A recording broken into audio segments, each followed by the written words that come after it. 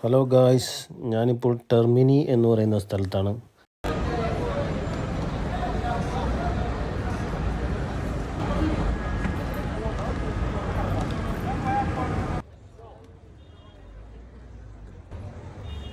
കഴിഞ്ഞ കുറേ ദിവസങ്ങളായി ഞാൻ ഇറ്റലിയിലുണ്ടായിരുന്നു.